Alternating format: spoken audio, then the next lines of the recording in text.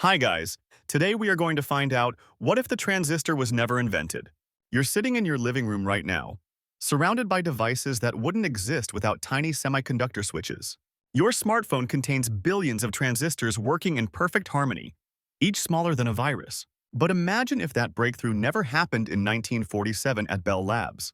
Picture a world where electronics remain trapped in the age of glowing vacuum tubes. You probably won't survive this reality without going completely insane from the technological limitations. Every computer would still occupy entire buildings, consuming enough electricity to power small towns. Your pocket would be empty of smart devices, your desk clear of laptops. So, before you get comfortable, take a moment to like the video and subscribe, but only if you genuinely enjoy what I do here. Drop a comment below with your location and local time right now. I'm curious to see where everyone's watching from in our transistor-powered world. Now, sit back and let's dive into today's alternate journey together. You step into 1950 where the future just hit a technological brick wall. The vacuum tube reigns supreme as humanity's only method of electronic amplification. Scientists have discovered semiconductor properties but never figured out how to make them practical. You find yourself in a world where vacuum tubes never gave way to solid-state electronics. These glass bulbs with glowing filaments remain the backbone of every electronic device on Earth. Each tube requires significant power just to heat its cathode before it can amplify signals. You walk into a typical 1960s office building and immediately notice the constant humming sound. Thousands of vacuum tubes work overtime in primitive computers that fill entire floors. The heat they generate requires massive air conditioning systems running constantly. You touch a computer terminal and quickly pull your hand back from the scalding metal surface. Electronics technicians roam the halls like medieval blacksmiths, replacing burned-out tubes daily. A simple calculator the size of a refrigerator sits in the accounting department. Its hundreds of tubes create enough heat to warm the entire room during winter. You realize that miniaturization became physically impossible once vacuum tubes reached their size limits. The smallest tubes still measure several inches and require substantial mounting hardware. Radio technology advanced as far as it could by the 1940s and simply stopped improving. Television sets remain massive wooden cabinets that dominate living room corners. You witness repairmen making house calls weekly to replace tubes in every electronic device. You enter the computing world of this alternate 1970s where only the most powerful institutions can afford electronic brains. IBM's latest supercomputer occupies 3 city blocks and requires its own dedicated power plant to function. The machine consumes as much electricity as a small town while performing calculations slower than your calculator watch. You walk through endless corridors lined with humming cabinets filled with thousands of glowing vacuum tubes. Teams of technicians work around the clock, replacing burned-out tubes and adjusting temperamental circuits. The computer's memory consists of magnetic drums the size of washing machines, storing mere kilobytes of data.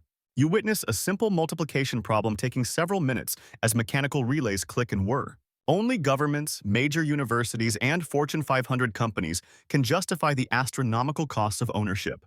A single computer system requires a dedicated building with reinforced floors to support its massive weight. You observe operators feeding punched cards into readers, the only way to input data into these mechanical monsters. The heat generated by millions of tubes creates tropical conditions inside the computer centers year-round. Maintenance costs alone exceed the annual budgets of most small nations. You realize that personal computing remains a fantasy when the smallest possible computer fills gymnasium-sized rooms. Universities share computing time like precious commodities, scheduling months in advance for simple calculations. The idea of having computing power in your home seems as impossible as owning a nuclear reactor. You experience daily life in a world where personal electronics never emerged from science fiction fantasies. Your morning routine involves winding mechanical alarm clocks and tuning analog radios with physical dials. The concept of carrying a computer in your pocket remains as absurd as carrying a locomotive. You walk to work without any portable devices, relying on memory and written notes for everything. Phones remain tethered to walls by thick cables, making communication a stationary activity confined to specific locations. Your office desk holds only paper, pens, and perhaps a mechanical calculator requiring manual cranking. You schedule meetings through secretaries who maintain elaborate paper appointment systems and physical message networks. Research involves trips to libraries where card catalogs and physical books contain all accessible human knowledge. Photography requires film rolls, darkroom chemicals, and days of processing before seeing your captured images. Music exists only on vinyl records, magnetic tapes, or live performances without any digital enhancement. You spend evenings reading books by lamplight or listening to radio dramas on furniture-sized receivers. Gaming consists entirely of board games, card games, and mechanical pinball machines in arcade halls. Navigation requires paper maps, compasses, and asking strangers for directions when traveling anywhere unfamiliar. Your entertainment choices remain limited to scheduled television broadcasts, movie theaters, and live performances. Banking involves physical visits to tellers, handwritten ledgers, and waiting weeks for transactions to clear. You turn on your television set in this alternate timeline and witness broadcasting technology frozen in primitive amber. Every screen displays grainy black and white images with constant static interference and ghosting effects. The picture tube technology reached its physical limits by 1960 and simply couldn't improve any further. You adjust rabbit ear antennas constantly, trying to capture clearer signals from distant broadcasting towers. Color television exists, but remains prohibitively expensive due to the complex vacuum tube circuitry required. The few color sets available produce washed-out images with poor color accuracy and frequent malfunctions. You watch programming limited to 3 or 4 local channels, broadcasting only during specific hours. Television stations shut down completely after midnight, displaying test patterns until morning programming resumes. Remote controls remain mechanical devices connected by thick cables or primitive ultrasonic systems that barely work. Your television set weighs several hundred pounds and requires professional installation with reinforced furniture. Picture quality degrades noticeably as tubes age, requiring expensive replacement every few months. You experience constant picture rolling, horizontal lines, and brightness fluctuations during normal viewing. Broadcasting equipment at television stations fills warehouse-sized buildings with thousands of glowing tubes. The heat generated by transmission equipment creates year-round tropical conditions in broadcast facilities. You realize that high-definition television remains physically impossible without solid-state electronics to process complex signals. You witness NASA's heroic struggle to reach the moon with guidance computers the size of entire buildings. The Apollo program requires constructing massive computing facilities at Cape Kennedy to calculate orbital trajectories. Each spacecraft carries primitive analog computers weighing thousands of pounds instead of sleek digital systems. You observe astronauts manually calculating course corrections using slide rules and printed mathematical tables. The lunar module's guidance system fills most of its interior space, leaving barely enough room for crew. Mission Control operates from a facility resembling an airplane hangar filled with wall-to-wall vacuum tube computers. You watch technicians replacing burned-out tubes frantically during critical mission phases when computers fail. Radio communication with spacecraft suffers from constant static and signal degradation due to primitive electronics. The heat generated by onboard computers threatens to cook astronauts alive in their cramped capsules. You realize that real-time trajectory adjustments become nearly impossible without reliable electronic calculation systems. Many planned moon missions get canceled due to the unreliability of room-sized guidance computers. The space race extends into the 1980s as both superpowers struggle with technological limitations. Astronauts train for years longer, learning to perform complex mathematical calculations manually during emergencies. You witness the first successful moon landing happening 15 years later than in our timeline. Even then, the mission succeeds only through incredible human skill, compensating for primitive technology. You enter a hospital in this alternate timeline where medical technology remains trapped in analog antiquity. X-ray machines still use photographic film that requires hours of chemical processing before doctors can examine results. Patient monitoring consists of mechanical devices with analog gauges that nurses must read manually every few hours. You observe doctors using stethoscopes, thermometers, and basic blood pressure cuffs as their primary diagnostic tools.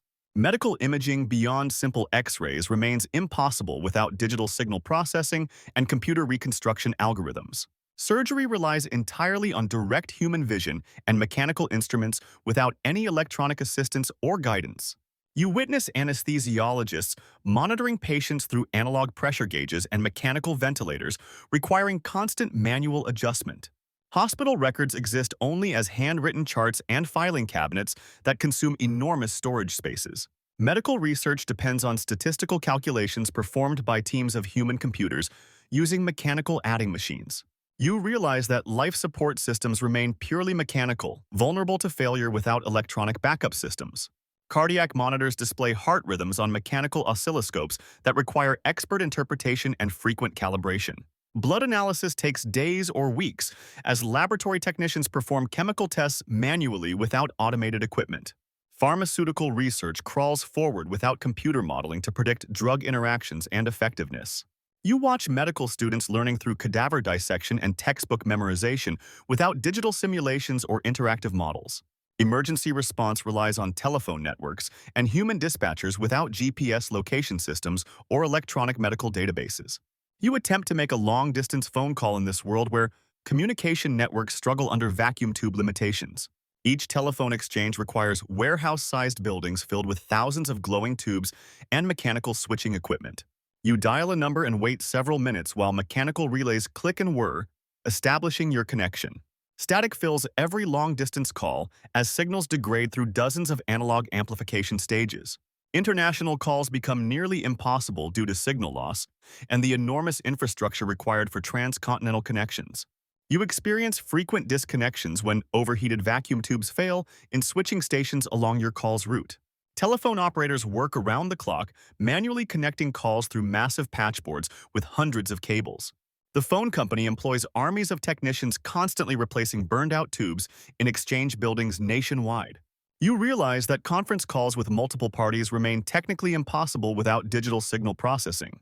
Long-distance charges cost 10 times more than in our timeline due to the massive energy consumption of tube amplifiers. Submarine telephone cables fail regularly as underwater repeater stations overheat and become unreliable in ocean depths. You witness telephone networks collapsing during peak usage hours when too many simultaneous calls overwhelm the tube systems. Voice quality degrades noticeably with distance as analog signals accumulate noise through multiple amplification stages. Emergency services struggle with unreliable communication networks that fail precisely when needed most during crises. The concept of data transmission over phone lines remains impossible without digital encoding and error correction systems. You climb behind the wheel of a car in this alternate world, where transportation remains purely mechanical and analog. Your dashboard contains only basic gauges with mechanical needles indicating speed, fuel level, and engine temperature. Navigation relies entirely on paper maps, road signs, and asking strangers for directions when you become lost. You start the engine using a manual choke and carburetor adjustments that require constant attention during driving. Anti-lock brakes, electronic stability control, and airbag deployment systems never existed without microprocessors to control them. Your car radio picks up only AM stations with heavy static interference and no automatic tuning capabilities. You experience frequent breakdowns as purely mechanical systems wear out without electronic monitoring to prevent failures. Traffic lights operate on simple timers without sensors to adjust for actual traffic flow conditions. Highway travel becomes treacherous without electronic fuel injection systems that automatically adjust for altitude and temperature changes. You board an airplane guided only by analog instruments, mechanical autopilots, and human pilot calculations. Flight navigation depends on radio beacons, magnetic compasses, and celestial navigation techniques during long journeys. Air traffic control relies on human controllers tracking aircraft positions manually on paper charts and mechanical radar displays. You witness frequent aviation accidents as pilots struggle with primitive instruments during bad weather conditions. Commercial aviation remains expensive and limited to short routes due to unreliable navigation and communication systems.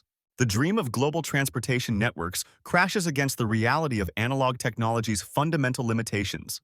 You enter a scientific laboratory in this alternate timeline where research crawls forward without electronic computation power. Complex calculations require teams of human computers working with mechanical adding machines and slide rules for months. You witness physicists spending entire careers performing mathematical operations that modern computers complete in microseconds. Weather prediction relies on basic barometric pressure readings and folklore rather than atmospheric modeling systems. Astronomical observations depend entirely on optical telescopes without electronic image enhancement or digital data processing. You observe chemists mixing compounds through trial and error methods without computer simulations predicting molecular behavior. Laboratory measurements use analog instruments that require constant calibration and produce results with significant uncertainty margins. Scientific papers take years to publish as researchers manually verify calculations and cross-reference data by hand. You realize that breakthrough discoveries happen decades later without computer modeling to guide experimental design. Particle physics experiments remain impossible as collision data analysis requires computational power beyond human capability. Medical research advances at a snail's pace without statistical analysis software to identify treatment patterns. You watch scientists collaborating through handwritten letters that take weeks to cross international boundaries. Research libraries overflow with paper records as digital storage and search capabilities never materialized. Scientific instruments remain purely analog, limiting measurement precision and data collection capabilities significantly. The entire scientific method slows to pre-industrial revolution speeds without electronic tools amplifying human intellect. You observe how the global economy revolves entirely around vacuum tube manufacturing and maintenance in this alternate world. Massive factories employ millions of workers hand-assembling glass tubes with precise filament placement and gas-filling procedures. The tube industry becomes the largest employer worldwide, creating entire cities dedicated to electronic component production. You witness specialized craftsmen developing skills passed down through generations, becoming master tube artisans like medieval glassblowers. Supply chains stretch across continents as rare earth materials for tube construction become more valuable than gold. Economic booms and busts cycle predictably with tube production capacity and the constant need for replacement components. You realize that planned obsolescence reaches extreme levels as every electronic device requires regular tube replacement to function. Repair shops occupy every street corner, employing armies of technicians who diagnose and fix tube-based equipment daily. The stock market fluctuates wildly based on tube production reports and breakthrough announcements in vacuum technology. You see entire universities dedicated to tube engineering, training thousands of students in specialized vacuum electronics programs. International trade wars erupt over tube manufacturing capabilities as nations compete for technological supremacy through superior production. Labor unions representing tube workers wield enormous political power, essentially controlling the pace of technological progress. You witness economic inequality reaching new heights as tube manufacturers become the wealthiest industrialists in human history. Small businesses struggle to afford basic electronic equipment due to the enormous ongoing costs of tube maintenance. The concept of disposable electronics never emerges when every device requires expensive, skilled technician attention for decades. You enter the entertainment industry of this alternate timeline where creativity struggles against analog technology's fundamental limitations. Music recording remains trapped in analog formats with vinyl records and magnetic tape as the highest quality options. You witness musicians limited to live performances or expensive studio sessions without digital editing and enhancement capabilities. Sound mixing requires massive analog consoles with hundreds of physical knobs and sliders that take teams to operate. Movie production relies entirely on film cameras and mechanical editing equipment without any digital effects or computer graphics. You observe filmmakers spending months on single scenes that digital technology could create in hours today. Television programming remains live broadcasts or expensive film productions without video recording and playback systems. Gaming consists entirely of mechanical pinball machines, board games, and simple electronic devices with basic light displays. You realize that interactive entertainment never evolved beyond primitive mechanical systems and human-operated experiences. Radio dramas continue as the primary audio entertainment since recorded music quality remains poor and expensive. Theater and live performances flourish as the only high-quality entertainment options available to general audiences. You witness entertainment distribution limited to physical media that degrades quickly and requires constant replacement. Special effects in movies rely on practical techniques, miniatures, and mechanical contraptions without digital enhancement. Home entertainment remains minimal with basic radio and television sets that break down frequently and cost fortunes. The concept of on-demand entertainment never emerges when all media requires physical distribution and mechanical playback systems. You observe military forces in this alternate world struggling with radar systems the size of warehouses and guided missiles that barely function. Early warning radar networks require massive installations consuming the power of small cities to detect incoming threats. You witness radar operators squinting at green phosphor screens, manually tracking aircraft positions with grease pencils on plotting boards. Military computers occupy entire bunkers, but process information slower than a pocket calculator from our timeline. Guided missile systems fail regularly as their vacuum tube guidance systems overheat during critical flight phases. You realize that precision warfare remains impossible without digital targeting computers and electronic countermeasure systems. Communication between military units relies on unreliable radio networks that enemy forces easily intercept and jam. Naval warfare depends on visual spotting and mechanical fire control systems without electronic targeting assistance. You watch submarine crews navigating by dead reckoning and periscope observations without sonar computer processing. Aircraft pilots fly combat missions using analog instruments and manual calculations for navigation and weapons targeting. Military intelligence gathering remains limited to human spies and photographic reconnaissance without electronic surveillance capabilities. You observe code-breaking operations requiring teams of mathematicians working for months on single encrypted messages. Logistics coordination happens through telephone networks and paper records that create massive delays in supply chains. Electronic warfare becomes impossible without solid-state jamming equipment and digital signal processing systems. The entire concept of modern precision military technology collapses under the weight of vacuum tube limitations. You enter the world of meteorology where weather forecasting remains primitive guesswork without powerful computational modeling systems. Weather stations rely on basic barometric pressure readings, wind direction instruments, and temperature gauges for data collection. You observe meteorologists making predictions using folklore, cloud observation patterns, and simple statistical tables from decades past. Hurricane tracking depends on scattered reports from ships at sea and coastal observers with binoculars and basic instruments. Storm systems appear suddenly without early warning capabilities, causing devastating damage to unprepared communities nationwide. You witness farmers gambling their entire harvests on weather predictions that prove accurate less than half the time. Climate science remains in its infancy without computer models to process vast amounts of atmospheric data simultaneously. Long-range forecasting extends only days ahead instead of weeks, making agricultural planning and disaster preparation nearly impossible. You realize that understanding global weather patterns requires computational power that simply doesn't exist in this vacuum tube world. Satellite weather monitoring never develops without miniaturized electronics to operate in the harsh environment of space. Atmospheric research relies on weather balloons carrying primitive mechanical instruments that provide limited, unreliable data points. You observe seasonal predictions based entirely on historical patterns and amateur observations rather than scientific modeling. Weather emergencies catch populations completely off guard as forecasting systems fail to detect rapidly changing conditions. The concept of numerical weather prediction remains impossible without digital computers capable of solving complex atmospheric equations. Scientific understanding of climate change delays by decades without computational tools to analyze long-term global data trends. You witness society in this alternate timeline completely missing the social media revolution and global instant communication networks. People maintain friendships through handwritten letters that take weeks to cross continents and phone calls scheduled days in advance. News spreads slowly through newspapers, radio broadcasts, and word of mouth, creating information delays of hours or days. Social movements organize through physical meetings, printed flyers, and telephone trees that limit their reach and effectiveness. You realize that global awareness remains fragmented as people know little about events happening beyond their immediate regions. Dating relies on personal introductions, chance encounters, and local social circles without online platforms expanding romantic possibilities. Professional networking happens through industry conferences, personal referrals, and printed business directories updated annually.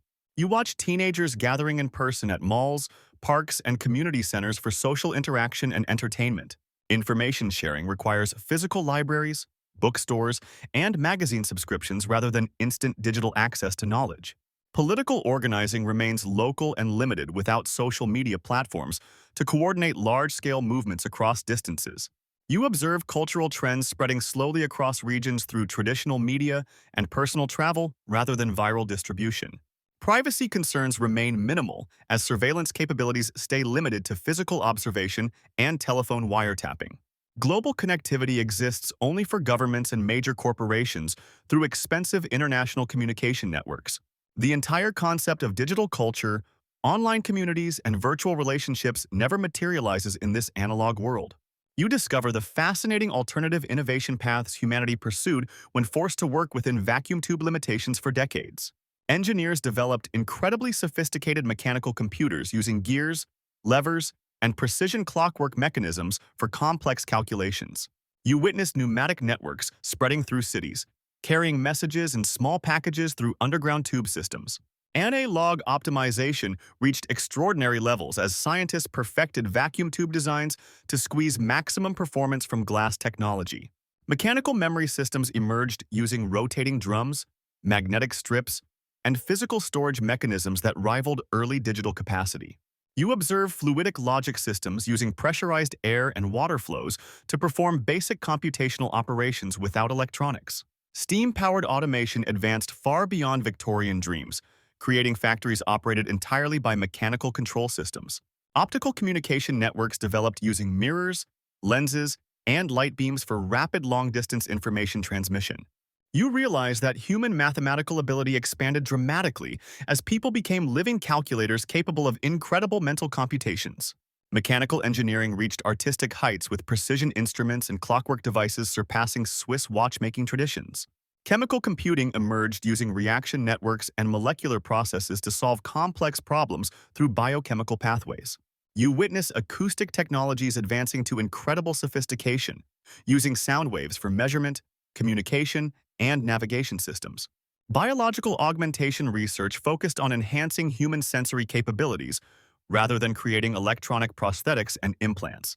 Solar and wind power development accelerated centuries ahead of schedule to meet the enormous energy demands of vacuum tube technology. The entire trajectory of human innovation bent toward mechanical, biological, and chemical solutions rather than electronic pathways. You witnessed the critical tipping point in 1987 when vacuum tube limitations finally forced humanity to discover solid-state alternatives. Frustrated engineers at Bell Labs accidentally create a working semiconductor junction while attempting to improve tube filament efficiency. You observe the moment when this discovery triggers a technological avalanche that transforms the world within just 5 years. The first primitive transistor barely works but consumes 1,000 times less power than equivalent vacuum tube circuits. You realize that decades of pent-up innovation explode simultaneously as every industry races to abandon tube technology. Computing power increases exponentially overnight as room-sized computers shrink to desk-sized units within months of the breakthrough. Communication networks upgrade rapidly, replacing warehouse-sized switching stations with compact solid-state systems operating reliably. You witness the birth of portable electronics as radios shrink from furniture-sized cabinets to pocket-sized devices. Medical equipment transforms dramatically with electronic monitoring systems, finally becoming practical for widespread hospital deployment. Military technology leaps forward decades in mere years as precision guidance systems become feasible and reliable. You observe society experiencing technological whiplash as 40 years of stagnation reverses into unprecedented rapid advancement. Manufacturing industries collapse and rebuild around transistor production as vacuum tube factories become obsolete overnight. The space race resumes with renewed vigor as spacecraft guidance computers shrink to manageable sizes and weights. You witness humanity catching up to lost decades of progress in a compressed time frame that defies historical precedent. The late transistor discovery creates a unique civilization path where mechanical mastery preceded electronic revolution by generations. You return to our timeline, comparing this alternate history to our transistor-powered reality and feeling overwhelmed by the differences. In our world, the transistor's invention in 1947 launched humanity into an unprecedented age of electronic miniaturization and connectivity. You realize that without that breakthrough, civilization would have developed entirely different strengths, values, and technological philosophies. The alternate timeline produced master craftsmen, mechanical geniuses, and human computers with abilities we've completely forgotten. You contemplate how their society valued permanence, repairability, and human skill over disposability and planned obsolescence. Their world created deeper local communities and stronger interpersonal relationships without digital distractions fragmenting human attention. You observe that environmental awareness developed earlier as massive tube energy consumption forced renewable power innovation decades ahead. Scientific progress, while slower, produced more robust and thoroughly tested theories without computational shortcuts in modeling. Political movements remained more grassroots and locally focused without social media amplifying extreme voices and polarization. You realize that both timelines represent valid paths of human development, each with unique advantages and limitations. Their mechanical mastery and our electronic sophistication demonstrate how different technologies shape entirely different civilizations. You wonder whether their emphasis on human capability over technological dependence created psychologically healthier societies. The delayed but explosive adoption of solid-state electronics in their 1987 created a unique hybrid civilization. You contemplate whether our early transistor advantage ultimately accelerated progress or created unforeseen problems and dependencies. Both worlds achieved remarkable human accomplishments through completely different technological and social pathways toward advancement. You step back from this fascinating alternate timeline, feeling a mixture of gratitude and curiosity about our own path. Our transistor-powered world enabled incredible achievements: smartphones connecting billions, medical devices saving countless lives, space exploration reaching other planets. Yet their mechanical mastery reminds us of human potential we've perhaps abandoned too quickly in favor of electronic solutions. You realize that technology shapes not just our capabilities, but our values, relationships, and understanding of human purpose itself. Their world valued craftsmanship, permanence, and local community in ways our disposable, globally connected society has largely forgotten. Perhaps the most profound insight is that human ingenuity finds ways to flourish regardless of technological constraints or advantages. Whether through vacuum tubes or transistors, mechanical precision, or electronic miniaturization, humanity adapts and creates remarkable civilizations. You consider how their delayed electronic revolution created a unique hybrid society combining mechanical mastery with late-stage digital innovation. Both timelines demonstrate that progress isn't linear or inevitable, but rather depends on countless small discoveries and choices shaping our collective future. The question remains, did our early transistor discovery accelerate human flourishing, or did we lose something valuable in our rush toward electronic dependence? What if we had never invented the transistor? Would we have developed into master craftsmen with incredible mechanical skills instead of becoming dependent on disposable electronics? Did our path toward instant global connection come at the cost of deeper local communities and human relationships?